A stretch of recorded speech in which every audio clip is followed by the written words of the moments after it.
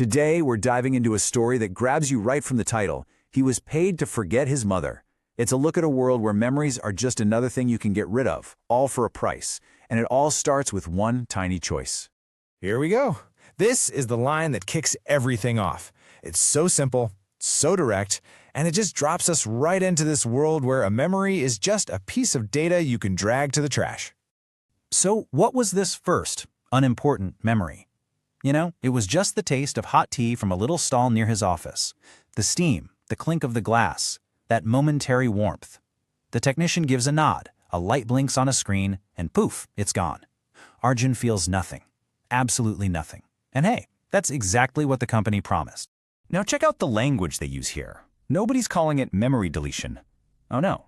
At Arjun's company, Mnemoscene Labs, the official term is cognitive optimization. It sounds so clean, so corporate. It's just a slick way of saying they erase parts of you that get in the way of your productivity.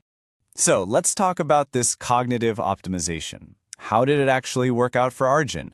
Well, at first, it was everything he was promised. It gave him a life that was efficient, uncluttered, and incredibly clean. The first few deletions were no-brainer. I mean, think about it. That one presentation where you totally bombed, gone. A breakup with someone you were already over, deleted. The face of that boss was always yelling at you, wiped clean. And every time, he'd walk out of that lab feeling lighter, sharper. And you can't argue with the results. His performance at work just skyrockets, his salary doubles, his life becomes this model of clean, simple efficiency. But it's so clean, you kind of have to wonder, what's the hidden cost of a life that's been perfectly edited? Well, any perfect system is going to find an error sooner or later. And for Arjun, that error wasn't in some line of code. It was in his own head.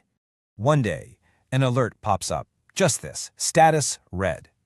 It's so cold, so impersonal, and honestly, kind of terrifying. All of a sudden, this perfectly clean system has a problem, and that problem is a piece of him. And here's the official diagnosis from the system. It's not a bug. It's a source of recurring emotional interference. There's that cold corporate language again, basically flagging a piece of his humanity as a threat to his job performance. So what was this big, system-breaking emotional interference? Was it some huge trauma? A terrible, painful event? Nope. It was just the sound of his mother's voice, calling his name from the kitchen. You know, a memory tied to the smell of food cooking, the warmth of home. That's it. For the first time, Arjun hesitates. He pushes back. And his productivity? It takes a dive. The company's response is immediate, and it is crystal clear. Emotions are expensive. Attachment reduces efficiency. The choice is right there in front of him, his past or his future. In the end, Arjun makes his choice.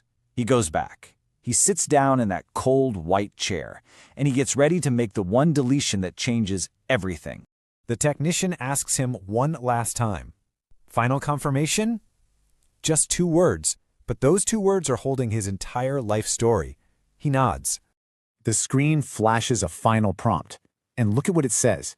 The system isn't just deleting a sound anymore. It's targeting the maternal emotional core. This isn't just a memory. This is the bedrock of a relationship. And then, the final warning. Estimated impact, irreversible. There is no undo button. There is no going back. This is for keeps. The machine whirs to life. There's no flash of light, no pain. Just a profound silence. When Arjun stands up, he feels calm. A perfect, unnatural calm. The emotional interference has been removed. By every metric the company has, he is finally, completely optimized. But becoming perfectly optimized has a price, and Arjun is about to get the bill.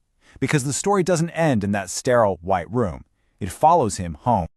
That night, his phone rings. He glances at it. The caller ID just says unknown number. He figures it's a sales call, maybe a wrong number, and answers.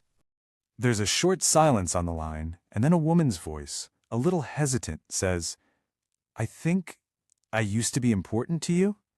It's a sentence just loaded with history and pain, and it's being said to a man who now has none of it.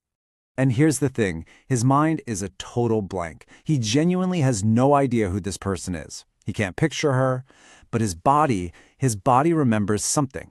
There's a physical ache in his chest that he just can't explain. That phone call changes everything. We jump forward a few years, and we see Arjun trying to live with the fallout of that irreversible choice.